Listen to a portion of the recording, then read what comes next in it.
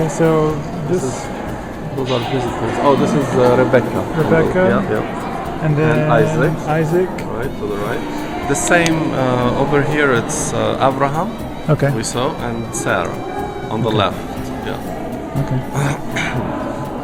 Or I should say to the right when I'm facing that direction. So they have like the women on this side, the men on that side. And also the same when you go to the Jewish side, there's Leah and Jacob. But they're not as huge as the Right.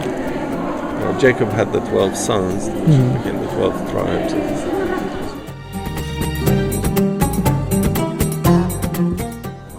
So normally the Hashemite family in Jordan takes care of the mosques in Jerusalem, the carpeting and the salaries of the people working at the mosque are paid by Jordan because the Hashemite family are descendants of the Prophet Muhammad. That's why they are in charge of the Holy Sanctuary in Jerusalem.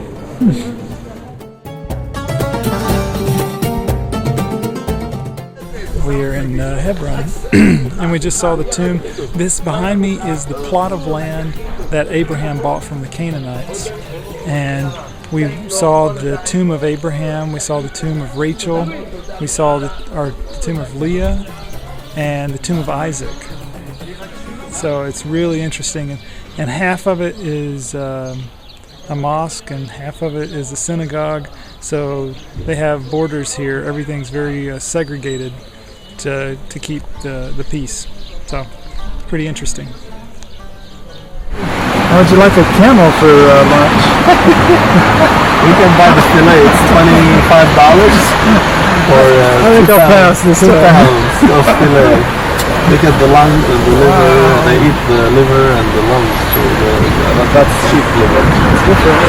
Maybe actually the lungs, the large ones are the lungs of the camel. The liver of the camel.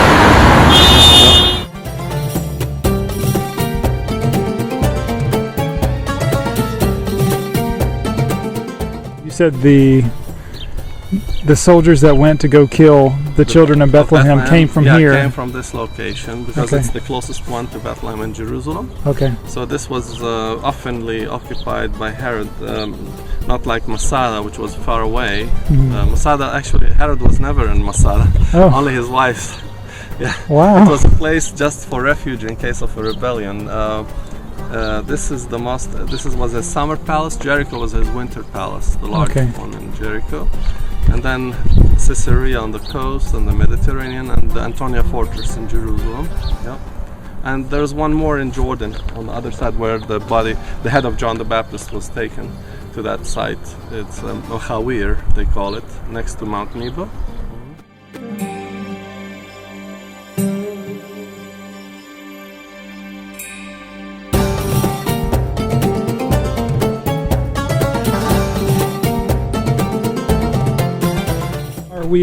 We're no longer in the palace. We're under and going deeper and deeper all the way down to the water cistern. Okay. And then when we exit next to the water cistern, recently they uncovered the amphitheater and the tomb. Okay. The tomb actually was uncovered first about 4.5 years ago by Professor Naitzer from the Hebrew University. His photo was at the entrance. He fell actually here and broke his sacrum. He was probably in his late 70s, and he died shortly after that. He spent 12 years digging here, believe it or not. We knew Josephus Flavius wrote about the procession, for bringing the body of the King Herod to here, and we knew he was buried here, but we did not know what side of it's a round mountain. So he was digging around the mountain for 10 years until he found the tomb. Yeah. Okay.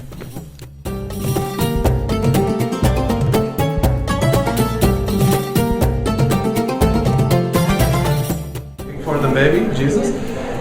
So it was here. They lived here for almost a year.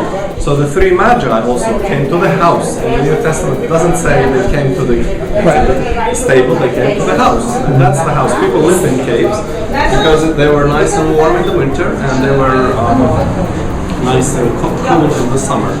This is King David's statue, meaning that King David lived also in this area. He was a shepherd in Bethlehem. At one point it was known as the city of David. Bethlehem, the Hebrew word, two words, Bet Lechem, means the house of bread. the monk and in the shop, he's got the photos of the babies, all the babies that were born after their mothers came here. Yeah, so that's good. You might see them also later. There's a chapel powder, and they say a prayer, and what do you know? Miracles happen. Also, the priest gives the powder in little bags.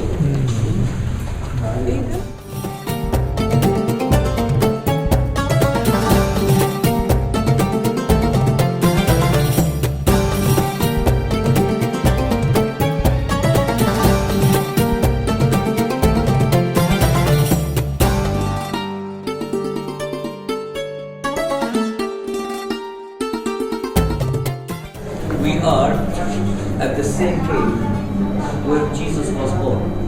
Okay, that's why I wanted you to look. So you can imagine where we are.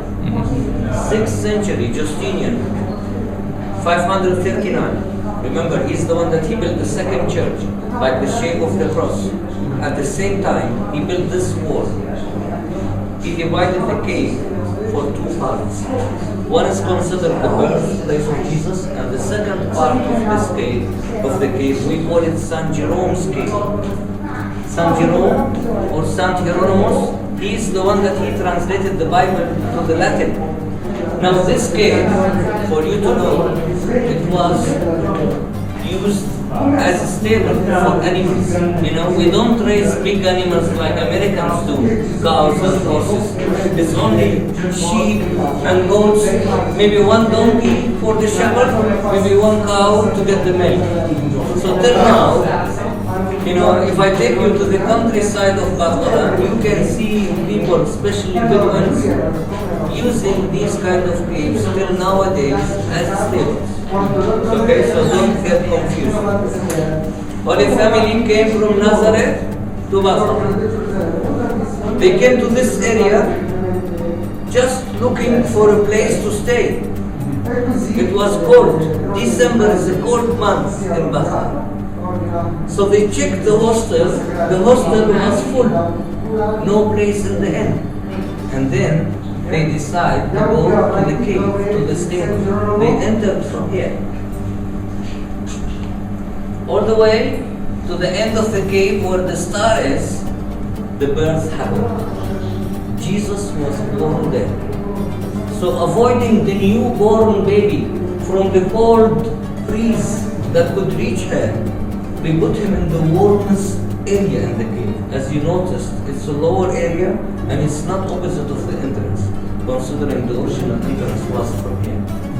So it was the warmest area in the cave. Originally it was a wooden manger, like this size almost. But 12th century Crusaders time, they took it to Rome.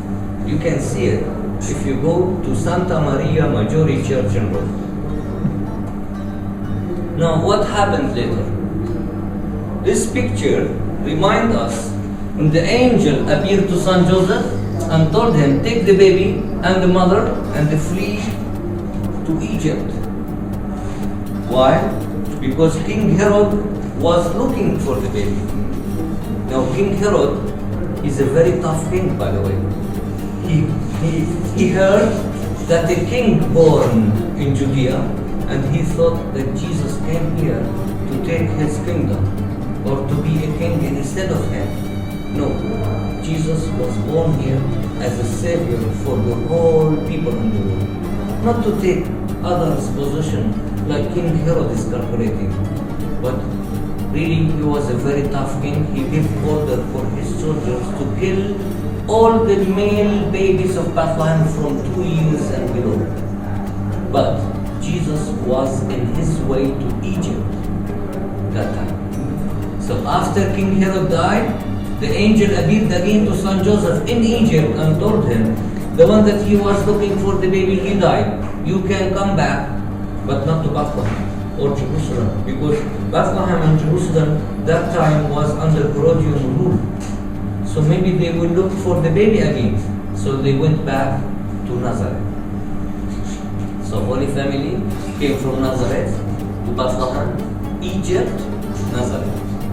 And we as Christians in Bethlehem, we believe that Jesus, he didn't came back to Bethlehem. Only Bethlehem considered as the birthplace of Jesus.